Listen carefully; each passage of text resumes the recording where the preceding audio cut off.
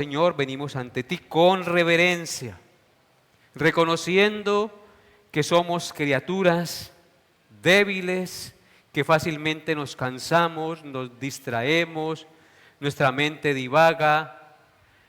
Ayúdanos, Padre, a estar centrados y concentrados en la enseñanza que tú tienes para nosotros en este día. Abre los ojos de nuestro entendimiento, Señor, para que podamos ver la luz de Jesús, para que podamos comprender tu grandeza, tu maravilloso amor, el sacrificio que tú hiciste por nosotros. Ayúdanos, Padre, porque sin tu ayuda no podemos, Padre. Somos pecadores de tendencia a apartarnos de ti. Ayúdanos, Padre, y fortalécenos en la luz de tu verdad. Y pon tus palabras en mi boca para poder expresar lo que tú tienes para tus hijos y tu pueblo en este día. No mires mis pecados, tu Hijo pagó por ellos, Señor. Toma mis pensamientos y mis palabras y úsame conforme a tu verdad para transmitir tu enseñanza. Si hay alguien aquí que no te conoce, tócale su corazón. Ábrele los ojos para que pueda ver a Jesús y venir a sus pies arrepentido y encontrar perdón de pecados y salvación eterna. Te pido esto, mi Señor, en el nombre de Jesús, tu amado Hijo. Amén. Por la gracia de nuestro Señor Jesucristo, seguimos con las meditaciones del estudio consecutivo y expositivo del glorioso y sublime Evangelio de Juan. El día de hoy, con la ayuda del Espíritu Santo, nos corresponde meditar en Juan 1, 14 al 18. Así que les invito a leer conmigo este pasaje, Juan 1, 14 al 18. ¿Están todos listos? Dice la palabra de Dios, Juan 1, 14 al 18. Y aquel Verbo fue hecho carne y habitó entre nosotros, y vimos su gloria, gloria como del unigénito del Padre, lleno de gracia y de verdad. Juan dio testimonio de él y clamó diciendo: Este es de quien yo decía, el que viene después de mí es antes de mí, porque era primero que yo. Porque de su plenitud tomamos todos, y gracia sobre gracia. Pues la ley por medio de Moisés fue dada, pero la gracia y la verdad vinieron por medio de Jesucristo. A Dios nadie le vio jamás. El unigénito Hijo que está en el seno del Padre, Él le ha dado a conocer. Amén. Amados hermanos, nuestro pasaje lo estudiaremos teniendo en cuenta tres encabezados. En primer lugar, el Verbo encarnado, ese es el primer encabezado, el Verbo encarnado, verso 14.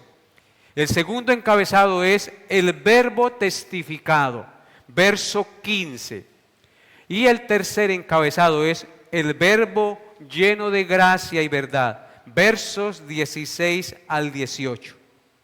La enseñanza para el día de hoy lleva por título: El Verbo se hizo carne.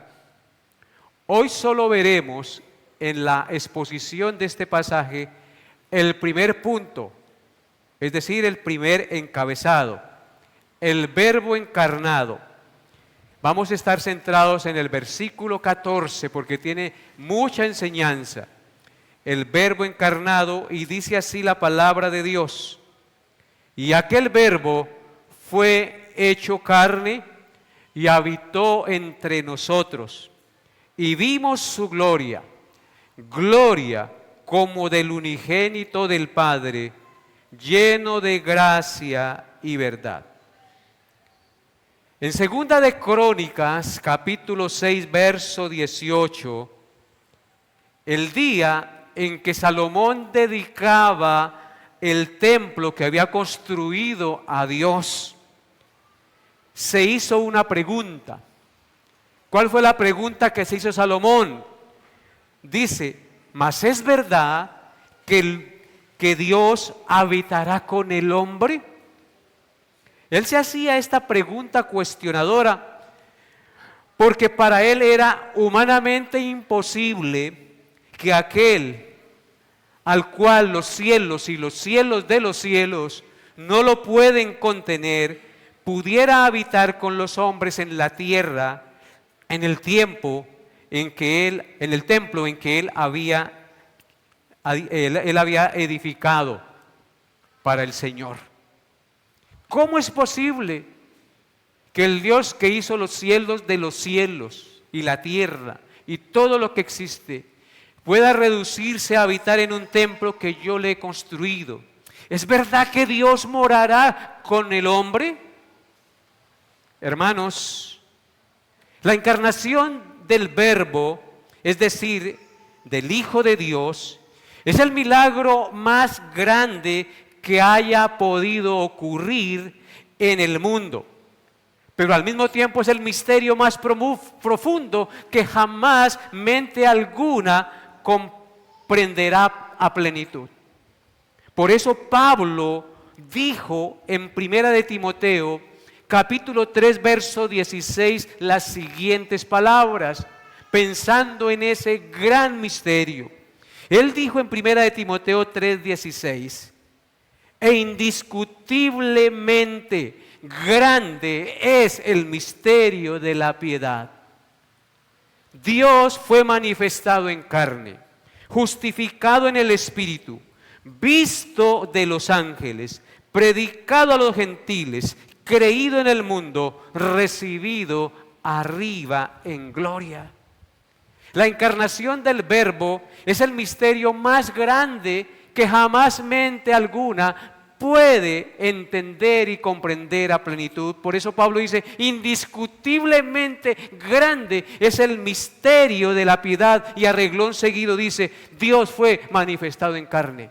El misterio de la piedad es que Dios se manifestó en carne, el que hizo los cielos y la tierra, aquel por cuyas cosas son hechas por su palabra, se redujo y habitó entre nosotros como uno de nosotros. Fue justificado en el Espíritu, visto de los ángeles, predicado a los gentiles, creído en el mundo, recibido arriba en gloria. Dos cosas nos enseña este versículo 14 de nuestro pasaje el día de hoy, con el cual iniciamos esta meditación. Vamos a leerlo nuevamente. Juan 1:14. Y aquel Verbo fue hecho carne y habitó entre nosotros, y vimos su gloria, gloria como del unigénito del Padre, lleno de gracia y de verdad. En primer lugar, este versículo 14 nos enseña la realidad de la encarnación de nuestro Señor Jesucristo.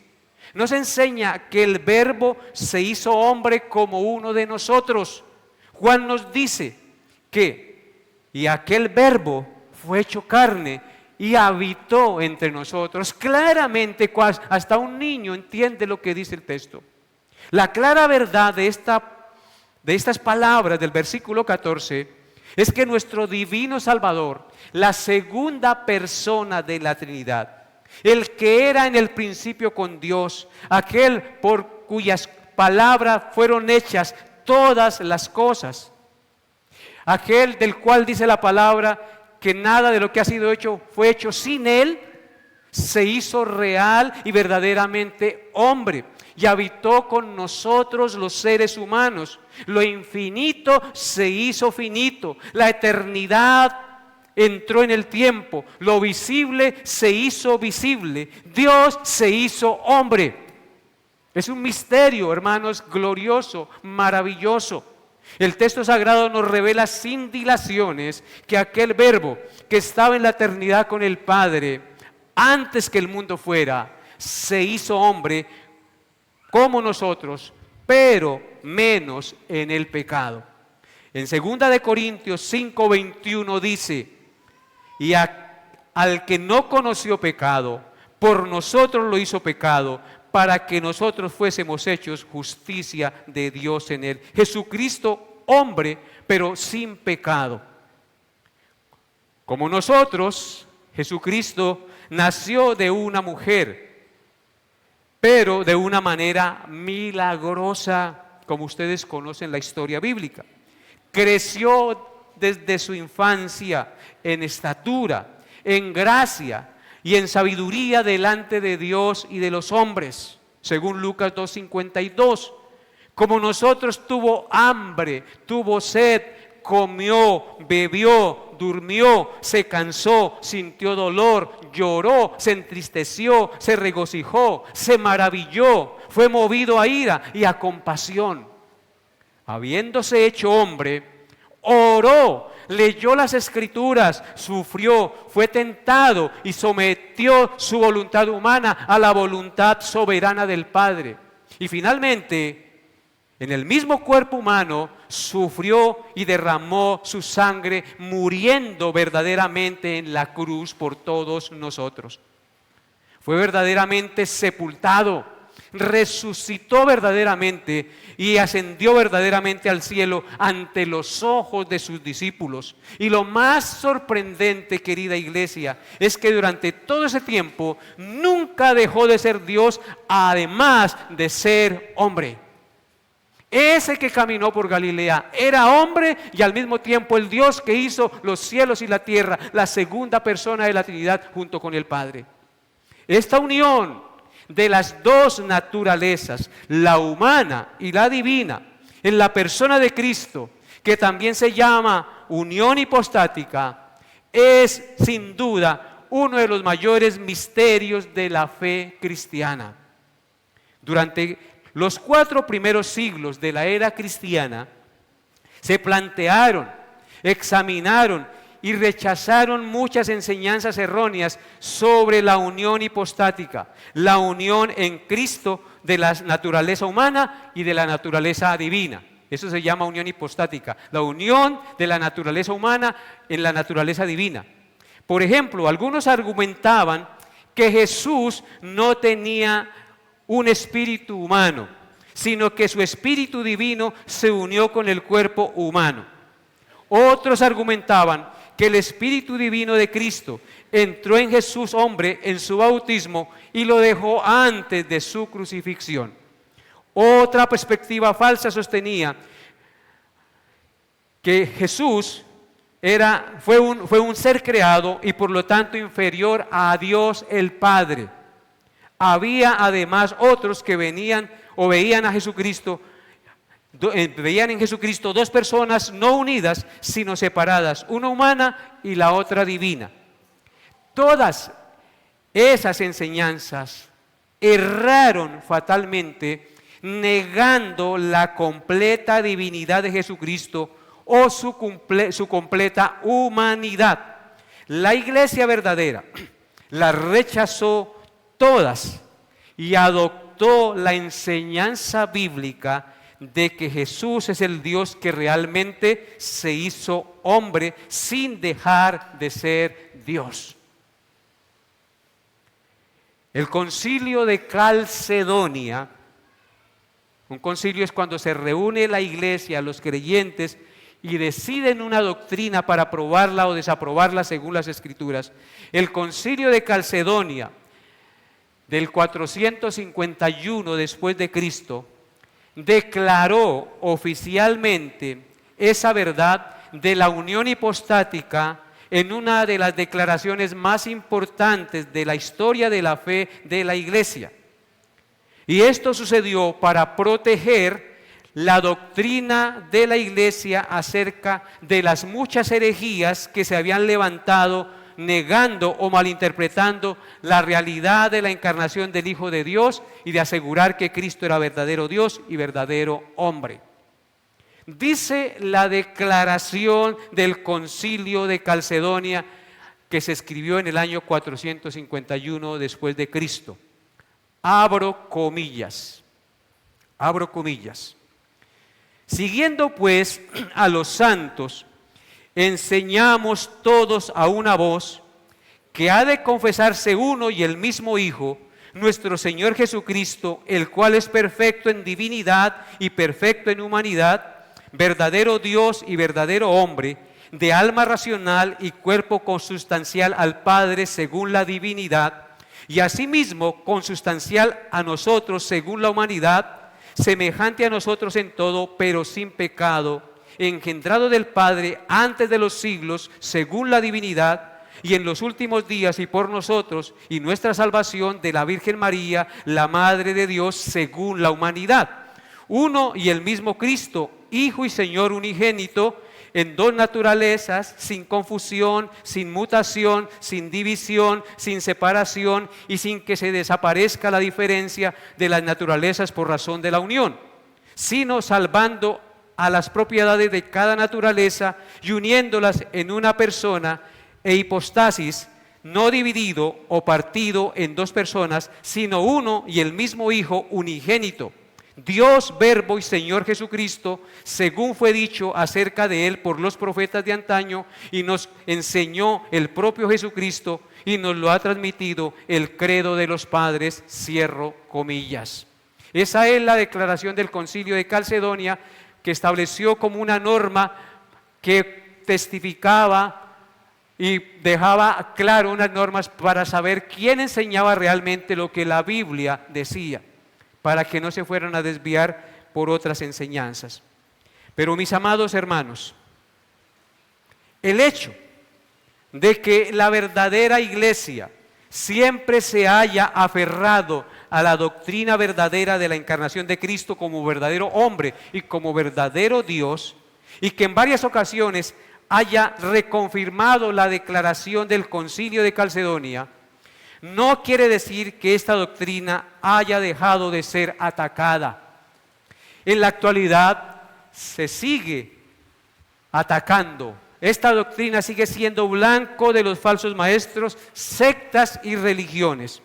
El apóstol Juan condenó y declaró como anticristos a todos aquellos que la negaren, y como verdaderos cristianos a todos aquellos que la creyeren y la confesaren. ¿Cuál doctrina? Que Cristo es verdadero Dios y verdadero hombre a la vez en una sola persona. Vamos a mirar lo que Juan dijo condenando a los que no creen esta doctrina. Primera de Juan, capítulo 4, versículos 1 al 3.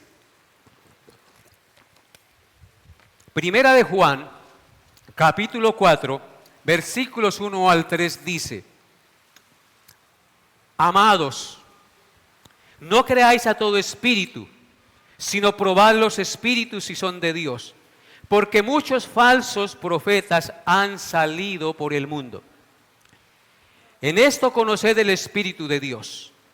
Todo espíritu que confiesa que Jesucristo ha venido en carne es de Dios. Y todo espíritu que no confiesa que Jesucristo ha venido en carne no es de Dios. Y este es el espíritu del anticristo, el cual vosotros habéis oído que viene y que ahora ya está en el mundo. Ese espíritu del anticristo, según San Juan, está en el mundo. Y dice que no debemos creer a todo espíritu, sino debemos probar los espíritus. ¿Y cómo se prueban los espíritus si son de Dios? Por lo que está revelado en la palabra, con un ejercicio serio y responsable del estudio de la Biblia. Entonces debemos probar los espíritus porque muchos, dice, falsos maestros han salido por el mundo. Hay mucho mentiroso, mucho falso maestro que engaña con falacias y mentiras al mundo. Y dice Juan en el verso 2, en esto conoced el Espíritu de Dios. Y nos da la pauta. Todo espíritu que confiese que Jesucristo ha venido en carne es de Dios. Algunos dicen que Jesucristo vino en carne, pero niegan que es Dios. Dicen que es un ángel dotado de mucho poder, un ángel de mucho rango en el cielo. Pero la Escritura nos enseña que antes de que el mundo fuera, el Verbo ya existía juntamente con Dios y que todas las cosas por Él fueron hechas y sin Él nada de lo que ha sido hecho fue hecho. Y aquel Verbo, que era Dios y que creó todas las cosas, fue hecho carne. Entonces, hermanos, claramente vemos que todo espíritu que no confiesa que Jesucristo ha venido en carne, es decir, que Dios se hizo hombre sin dejar de ser Dios, dice, no es de Dios. Y todo aquel que confiese que Jesucristo ha venido en carne y que crea que es Dios y hombre a la vez, ese es de Dios. Entonces, hermanos, se sigue hasta el día de hoy teniendo los ataques contra la doctrina que ha creído la iglesia del Señor Jesucristo a través de los siglos, y Juan nos lo advierte aquí. Ahora mire lo que dice segunda de Juan 1, 7 al 11. Segunda de Juan, adelante si hay una hojita más. Segunda de Juan 1, 7 al 11 dice: porque muchos engañadores han salido por el mundo que no confiesan que Jesucristo ha venido en carne. Quien esto hace es el engañador y el anticristo. Mirad por vosotros mismos, para que no perdáis el fruto de vuestro trabajo, sino que recibáis galardón completo. Cualquiera que se extravía, escuchen, y no persevera en la doctrina de Cristo, no tiene a Dios. El que persevera en la doctrina de Cristo, ese tiene al Padre y al Hijo. Si alguno viene a vosotros y no trae esta doctrina, no lo recibáis en casa ni le digáis bienvenido, porque el que le dice bienvenido participa de sus malas obras. Amén. Ahí está claro, cualquiera que se extravía y no persevera en la doctrina de Cristo, no confiesa que Jesucristo ha venido en carne, que ese Dios que hizo el universo junto con el Padre se hizo como uno de nosotros, la segunda persona de la Trinidad, no tiene al Padre, no tiene a Dios, y el que persevera en la doctrina de Cristo, ese sí tiene al Padre y al Hijo. Así que no debemos recibir en casa a los que no traen esa doctrina, la doctrina de la encarnación del Dios hecho carne, y el Verbo se hizo carne. Hoy estamos meditando en el verso 14, y aquel Verbo, ¿cuál Verbo? El que estaba con el Padre antes que el mundo fuese, antes que el mundo existiese, antes que el tiempo fuera. Aquel que creó el universo se hizo carne, se hizo hombre, no dejó de ser Dios. No estimó el ser igual a Dios, como dice en Filipenses 2, como cosa que aferrarse, sino que se despojó a sí mismo, tomando forma de siervo, hecho semejante a los hombres, y estando en la condición de hombre, se humilló hasta la muerte, y muerte de cruz, por lo cual Dios le exaltó hasta lo sumo, y le dio un nombre que es sobre todo nombre, para que en el nombre del Señor se doble toda rodilla. Solamente doblamos nuestra rodilla ante Dios. Así que si Jesucristo no es Dios y la palabra de Dios nos manda a doblar la rodilla, es porque Jesucristo es Dios. Si es un ángel, no podemos doblar la rodilla ante Él. Así que, hermanos, ¿por qué es tan importante defender y creer que Cristo es verdadero Dios y verdadero hombre como doctrina fundamental de la fe cristiana? Quiero presentar 7 razones de la importancia de esta doctrina, queridos hermanos. En primer lugar, porque esto nos libra de la idolatría. Porque si nuestro Salvador es un ser creado como un ángel, como enseñan algunas sectas, estamos adorando y confiando en una criatura, y eso es idolatría. Recuerden lo que dice Apocalipsis 22, 8 al 9. Muy fácilmente somos tentados a postrarnos ante lo que no es Dios. Apocalipsis 22, 8, 9 dice: yo, Juan, el mismo que escribe el evangelio que estamos estudiando, que escribió las 3 primeras cartas y que escribió el Apocalipsis, nos dice aquí: yo, Juan, soy el que oyó y vio estas cosas, las revelaciones del Apocalipsis, y después de que las hube oído y visto, me postré para adorar a los pies del ángel que me mostraba estas cosas. Se extasió tanto Juan por lo que el ángel le mostró, por el poder y la gloria que él veía en el ángel, que dijo: yo me postro ante este ángel para adorarle. Pero mire lo que le dice el ángel: pero él me dijo, mira, no lo hagas, porque yo soy consiervo tuyo, de tus hermanos los profetas y de los que guardan las palabras de este libro. Adora a Dios. Y si Dios nos manda a postrarnos ante Jesucristo, del cual dice: toda rodilla se doblará, porque Dios le dio un nombre que es sobre todo nombre, eso indica que Jesucristo es ¿quién? Dios mismo, hecho carne. Y el ángel no le permite que se postre y lo adore, porque solamente la adoración le pertenece a Dios nuestro Señor. Entonces, la primera razón por la que defendemos esta doctrina y debemos creerla y no creer otra, de que Jesucristo es verdadero Dios y verdadero hombre, es porque esto nos libra de la idolatría. En segundo lugar, esta doctrina es importante porque nuestro mediador es alguien que puede compadecerse de nosotros, porque es un verdadero y perfecto hombre. Porque recuerden que Él no pecó. Y sin embargo, al mismo tiempo, es alguien que puede tratar con el Padre a nuestro favor en términos de igualdad, porque Él es verdadero Dios. ¿Sí notan? Por eso es importante creer esta doctrina. Jesucristo es verdadero hombre y puede compadecerse de nosotros, porque es perfecto hombre.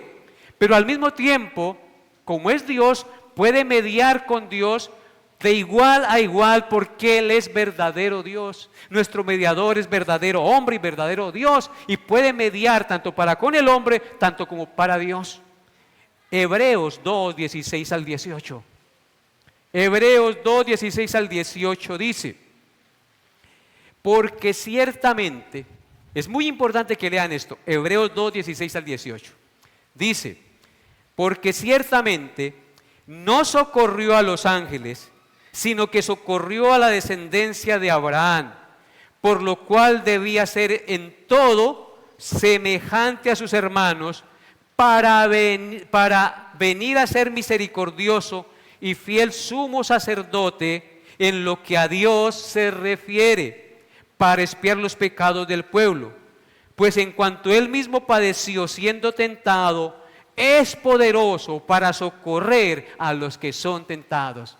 Así que en su humanidad Él fue tentado y Él conoce nuestras debilidades, pero nunca pecó, por lo cual puede tener compasión de nosotros, identificarse con nosotros y ayudarnos, porque Él siente y sabe lo que es ser hombre en medio de un mundo de debilidad y en medio de un mundo que nos tienta.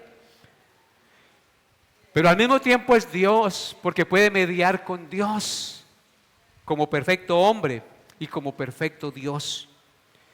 En tercer lugar, esta doctrina es importante porque Cristo, como verdadero Dios y verdadero hombre, otorga valor infinito a su justicia cuando es imputada a los creyentes, ya que es la justicia de alguien que era Dios, además de hombre perfecto, y por esta razón obtuvo eterna redención.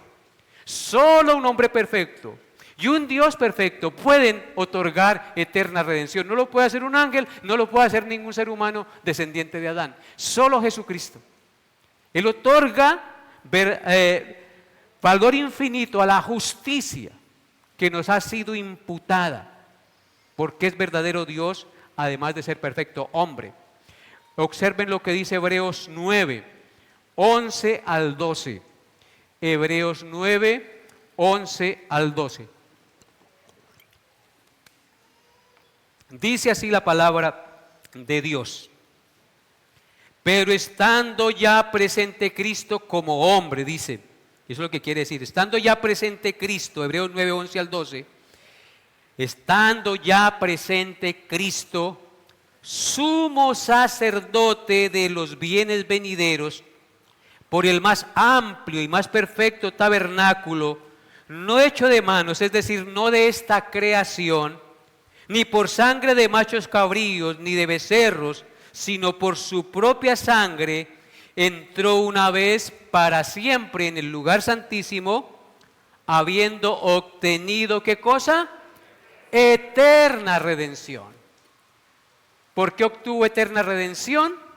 Porque Él es verdadero Dios y verdadero hombre que pudo mediar entre Dios y los hombres. Un hombre perfecto, sin pecado, que fue aceptado a su sacrificio como el Cordero perfecto, pero al mismo tiempo siendo Dios, mediando entre Dios y nosotros como sacerdote, sumo sacerdote perfecto. En cuarto lugar, esta verdad le otorga un valor infinito a la sangre expiatoria que Él derramó por los pecados en la cruz, porque es la sangre de aquel que era Dios además de ser hombre perfecto, el Cordero sin mancha y sin contaminación, preparado desde antes de la fundación del mundo y manifestado a los hombres. Observen lo que dice Primera de Pedro 1, 18 al 20, acerca de esta verdad. Primera de Pedro 1, 18 al 20. Dice: sabiendo que fuisteis rescatados de vuestra vana manera de vivir, la cual recibisteis de vuestros padres, no con cosas corruptibles como oro o plata, sino con la sangre preciosa de Cristo, como de un cordero sin mancha y sin contaminación, ya destinado desde antes de la fundación del mundo, pero manifestado en los postreros tiempos por amor a vosotros. ¿Desde cuándo estaba destinado el Cordero? Desde antes de la fundación del mundo. Y desde antes de la fundación del mundo solo existe Dios. Hermanos, Dios no necesitaba de ángeles para vivir.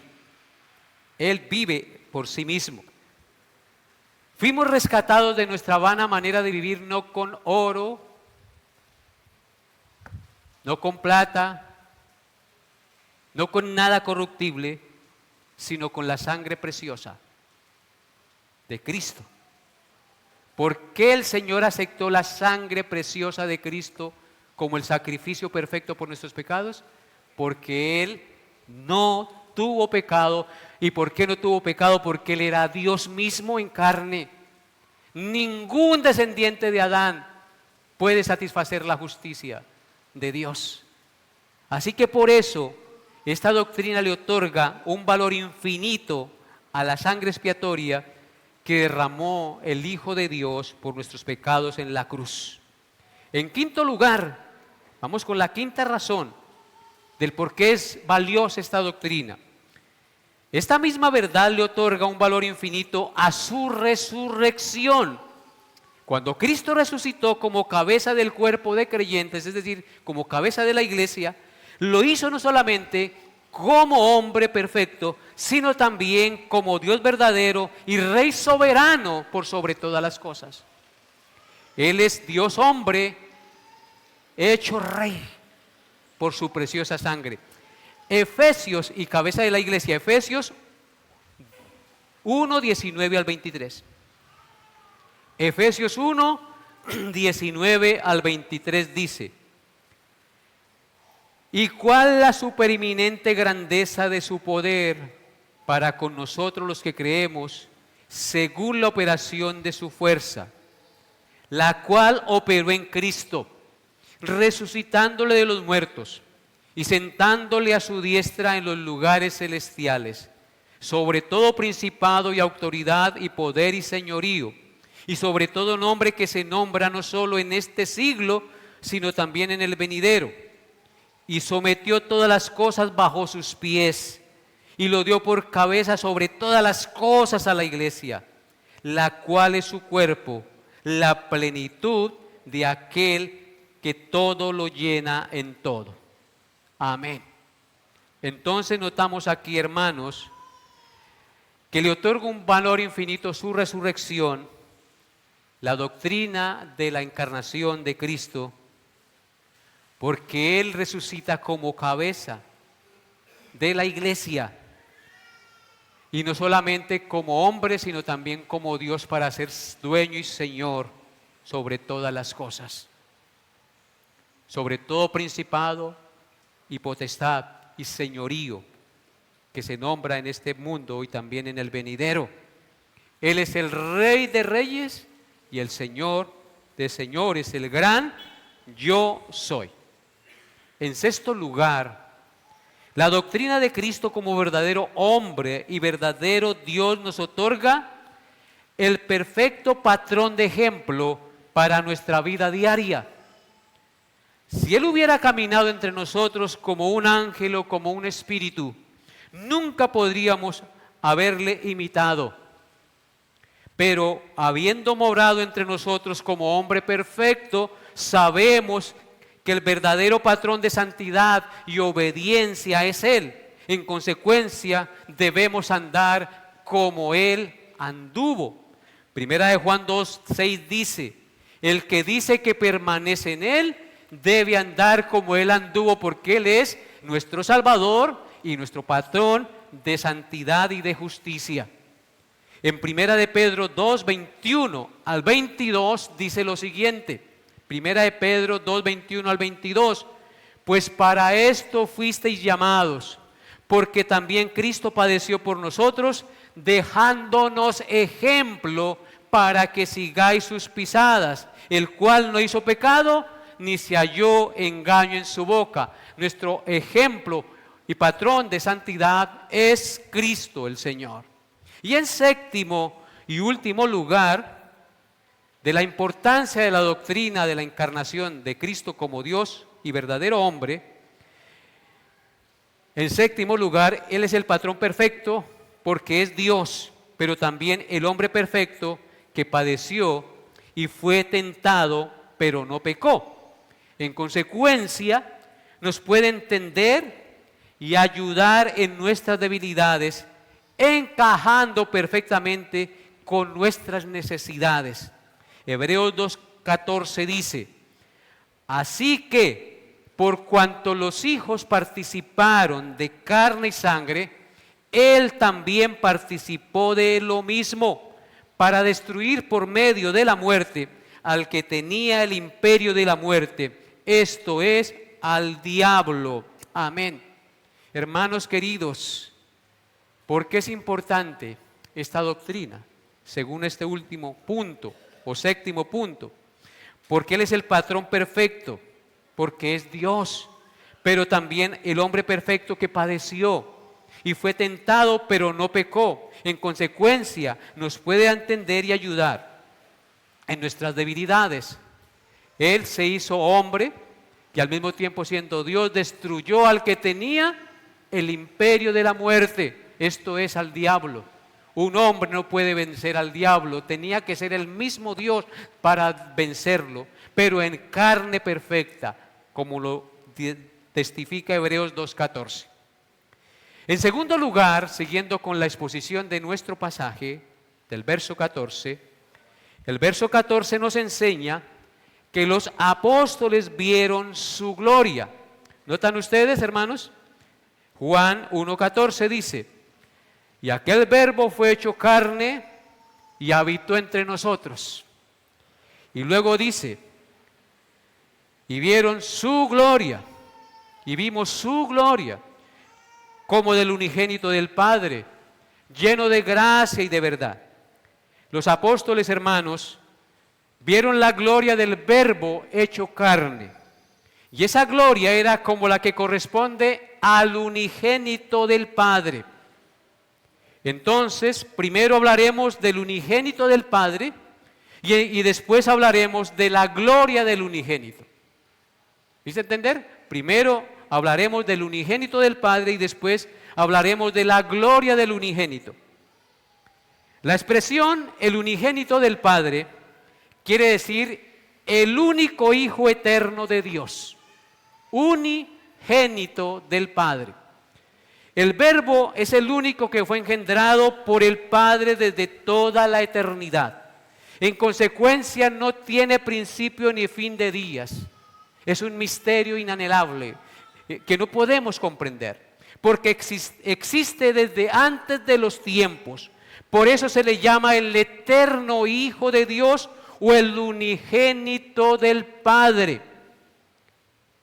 Unigénito. el único que fue engendrado por el Padre. En contraste a esta verdad, todos los demás hijos fuimos creados y adoptados. No existimos antes de la creación del mundo, pero el unigénito Hijo de Dios siempre ha existido con el Padre. El Antiguo Testamento testifica que Dios siempre ha tenido un Hijo eterno, todopoderoso e igual al Padre en poder y eternidad, el cual Dios ha amado desde toda la eternidad. Observen lo que dice Proverbios 30, verso 4. Dios siempre ha tenido un Hijo eterno, todopoderoso igual al Padre. Dice así la palabra de Dios, Proverbios 34. ¿Quién subió al cielo y descendió? ¿Quién encerró los vientos en sus puños? ¿Quién ató las aguas en un paño? ¿Quién afirmó todos los términos de la tierra? ¿Cuál es su nombre? Y el nombre de su hijo, si sabes. Solo pregunta, ¿cierto? El Nuevo Testamento nos enseña que el Hijo de Dios se hizo carne. ¿Quién subió al cielo y descendió? Aquel que vino es el mismo que también subió para llenarlo todo, dice la Biblia, hablando de Cristo. ¿Quién encerró los vientos en sus puños? ¿Y quién ató las aguas en un paño? ¿Quién afirmó todos los términos de la tierra? ¿Qué nos dice Juan en el versículo 3 del capítulo 1? Todas las cosas por Él, por el Verbo, fueron hechas, y sin Él nada de lo que ha sido hecho fue hecho. Entonces, ¿quién afirmó todos los términos de la tierra? ¿Cuál es su nombre? ¿Y el nombre de su Hijo? ¿Si sabes? ¿Quién es el nombre del Hijo? ¿O cuál es el nombre del Hijo? Jesucristo. Indudablemente, como ya tenemos la revelación completa, podemos concluir que es Jesucristo. Isaías 9:6. Isaías 9:6 dice: porque un niño nos es nacido, hijo nos es dado. Ese niño nació en este mundo. Dice, hijo nos es dado, y el principado sobre su hombro, y se llamará su nombre admirable, consejero, Dios con D mayúscula, no minúscula, Dios fuerte, Padre eterno, príncipe de paz. El Antiguo Testamento testifica que Dios siempre ha tenido un Hijo eterno, igual en poder y eternidad al Padre. Y es el príncipe de paz, el Padre eterno, el Dios fuerte, el consejero, el Dios con nosotros, el Emmanuel. Juan 17:24.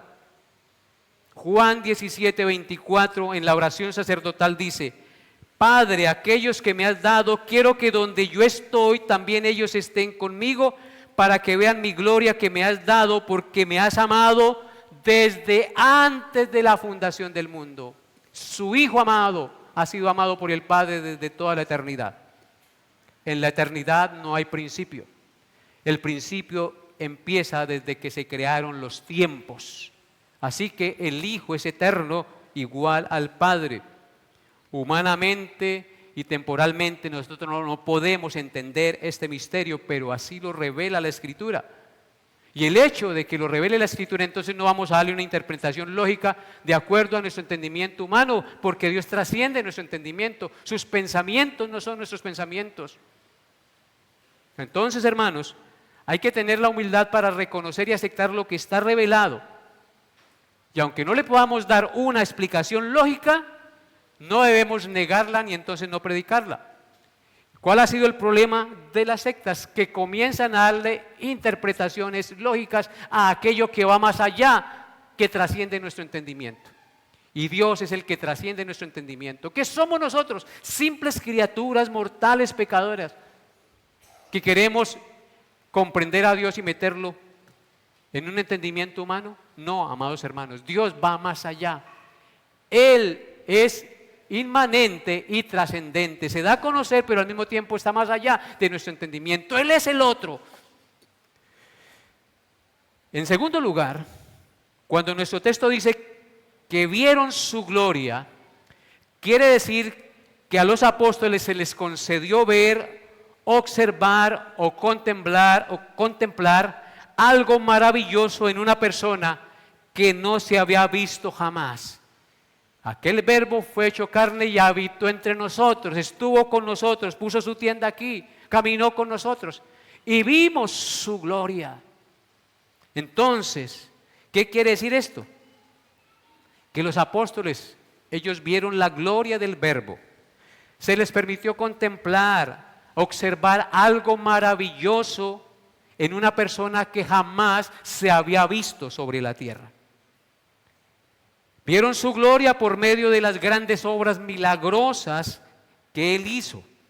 Por ejemplo, en Juan 2:11 dice: este principio de señales hizo Jesús en Caná de Galilea y manifestó su gloria, y sus discípulos creyeron en Él. Así que vieron su gloria en medio de las grandes obras milagrosas que Él realizó. Vieron su gloria y autoridad en sus señales, porque les enseñaba en sus enseñanzas, porque les enseñaba como quien tiene autoridad y no como los escribas. Sus enseñanzas eran maravillosas, magistrales, poderosas. No era como las enseñanzas de los maestros de la época. La gente se admiraba de su doctrina, porque les enseñaba como quien tiene autoridad y no como los escribas. Mateo 7, 28 al 29. Vieron su gloria en su vida perfecta de santidad, pureza y perfección. Hebreos 7:26 dice: porque tal sumo sacerdote, hablando de Cristo, nos convenía, santo, inocente, sin mancha, apartado de los pecados y hecho más sublime que los hombres. Así que los apóstoles vieron su gloria en su vida perfecta de santidad, pureza y perfección. Vieron su gloria y su poder al resucitar a Lázaro después de 4 días de muerto. Observen lo que dice Juan 11, 38 al 40. Obsérvenlo. Juan 11, 38 al 40. Jesús, profundamente conmovido, otra vez vino al sepulcro. Era una cueva y tenía una piedra puesta encima. Dijo Jesús: quitad la piedra. Marta, la hermana del que había muerto, le dijo: Señor, hiede ya, porque es de 4 días. Jesús dijo: no te he dicho que si creyeres verás, ¿qué cosa? La gloria de Dios. Así que ellos vieron la gloria en sus señales y prodigios. Levantó un muerto después de 4 días de estar sepultado. Solamente eso lo puede hacer Dios. Vieron su gloria en la transfiguración en el Monte Santo. Lucas 9, 28 al 32. Lucas 9, 28 al 32. Aconteció como 8 días después de estas palabras que tomó a Pedro, a Juan y a Jacobo y subió al monte a orar. Y entre tanto que oraba, la apariencia de su rostro se hizo otra, y su vestido blanco y resplandeciente. Ahí está la gloria. Y he aquí 2 varones que hablaban con él, los cuales eran Moisés y Elías, quienes aparecieron rodeados de gloria y hablaban de su partida que iba Jesús a cumplir en Jerusalén. Y Pedro y los que estaban con él estaban rendidos de sueño, mas permaneciendo despiertos vieron la gloria de Jesús y a los 2 varones que estaban con él. Así que allí vieron su gloria. Cristo no era un hombre común y corriente, era el Dios hecho carne. Y Pedro lo confirma en 2 de Pedro, capítulo 1, 16 al 18. Observen lo que dice el apóstol Pedro, 2 de Pedro 1, 16 al 18. Porque no os hemos dado a conocer el poder y la venida de nuestro Señor Jesucristo, siguiendo fábulas artificiosas, sino como habiendo visto con nuestros propios ojos su majestad o su gloria. Pues cuando Él recibió de Dios Padre honra y gloria, le fue enviada desde la magnífica gloria una voz que decía: este es mi Hijo amado en el cual tengo complacencia. Y nosotros oímos esta voz enviada del cielo cuando estábamos con Él en el monte santo. Amén. Así que, hermanos, los apóstoles vieron la gloria del Señor en el monte santo. En séptimo lugar, vieron su gloria porque Él es el resplandor de la gloria de Dios y la misma imagen de su sustancia, según Hebreos 1:3. Dice Hebreos 1:3, el cual siendo el resplandor de su gloria y la imagen misma de su sustancia, y quien sustenta todas las cosas con la palabra de su poder, habiendo efectuado la purificación de nuestros pecados por medio de sí mismo, se sentó a la diestra de la majestad en las alturas. ¿Qué es Cristo? El resplandor de la gloria y la imagen misma de la sustancia del Padre, hermanos. Así que por eso los apóstoles vieron la gloria de Cristo, porque Él es la imagen y el resplandor de la gloria misma de Dios, la imagen misma de su sustancia. Y en octavo lugar, vieron su gloria porque Él les dio su gloria. Juan 17:22 dice, la gloria que me diste, yo les he dado para que sean uno, así como nosotros somos uno. Cuando nosotros somos unidos como iglesia, hermanos, estamos manifestando ¿qué cosa? La gloria de Dios. Así como Dios Padre, Dios Hijo y Dios Espíritu Santo son uno, así también nosotros debemos ser uno, un cuerpo en Cristo. La gloria y la honra sea para nuestro glorioso y maravilloso Salvador. Y aquí dejamos la exposición de este pasaje y continuaremos el próximo domingo, pero antes vamos a mirar unas aplicaciones reflexivas para nosotros.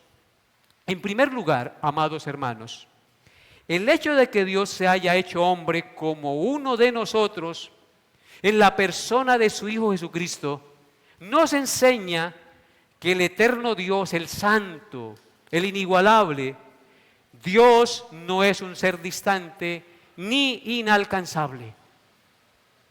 El hecho de que Él se haya hecho hombre nos enseña que Dios no es un Dios distante ni inalcanzable, por más santo e inigualable que Él sea. Él se acercó a nosotros. Es un Dios condescendiente, lleno de gracia y de amor, y quiere relacionarse con nosotros para que le conozcamos y gocemos de Él para siempre.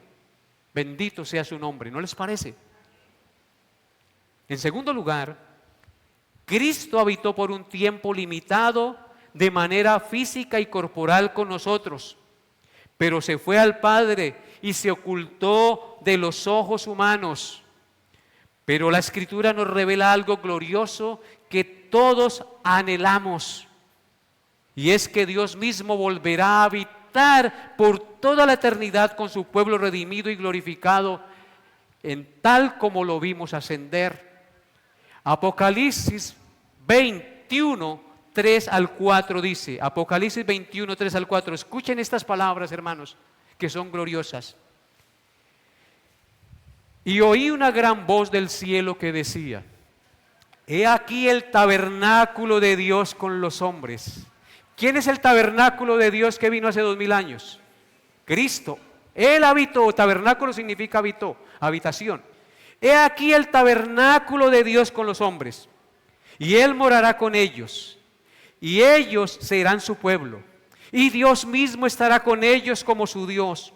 Enjugará Dios toda lágrima de los ojos de ellos, y ya no habrá muerte, ni habrá más llanto, ni clamor, ni dolor, porque las primeras cosas pasaron. Aleluya. Qué gloriosa esperanza esta que tenemos en Cristo, ¿no les parece?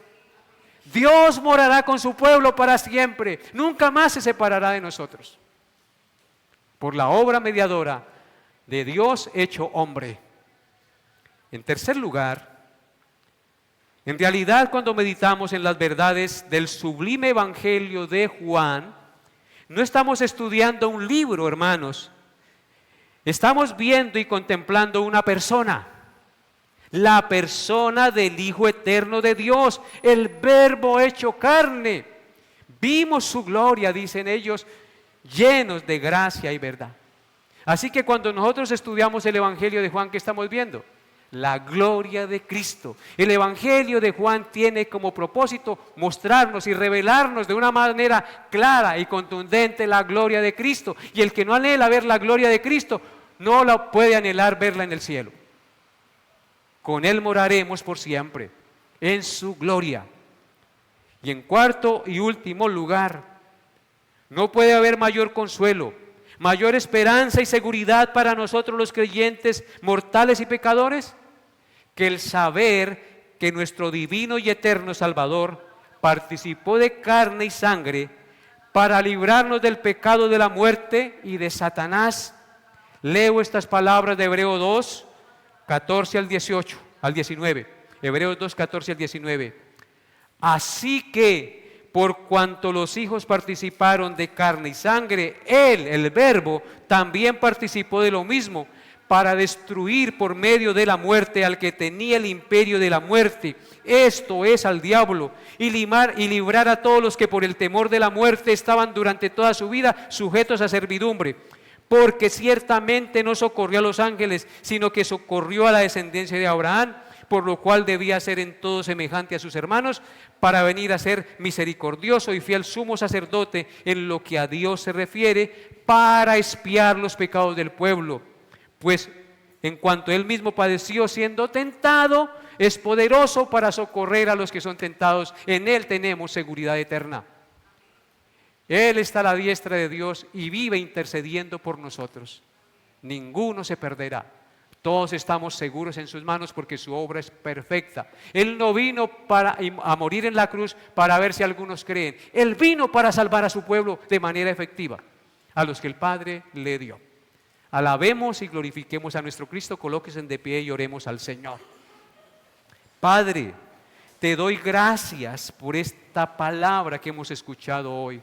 Cuán profunda es tu palabra.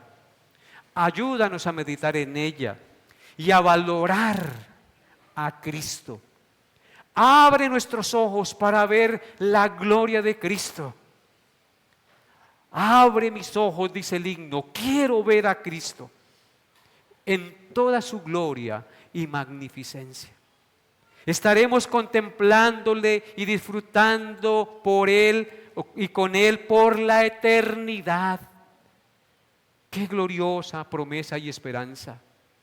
Ya no habrá muerte, ya no habrá dolor, ya no habrá llanto, ya no habrá pecado, porque las primeras cosas pasaron. Y he aquí, si alguna persona está en Cristo, nueva criatura es y estaremos con Él en la eternidad. Vale la pena creer en Cristo, vale la pena servirle, vale la pena adorarle, vale la pena vivir para Él, porque no hay otro nombre bajo el cielo dado a los hombres en que podamos ser salvos en Jesucristo, el Hijo de Dios. Ayúdanos, Padre, y toca los corazones de los que no creen, de los que están cegados en su entendimiento. Quita la ceguera espiritual como lo hiciste con nosotros y trae la luz del Evangelio. Haz que la luz resplandezca en sus corazones para que le resplandezca la gloria del Evangelio de Cristo, la cual es la gloria de Dios. Bendito por siempre, mi Señor. Te alabo y te bendigo y colocamos nuestras vidas y esta semana en tus manos para que tú nos guíes con la luz de Jesús cada día. Te lo pedimos en el nombre de Él. Amén y amén.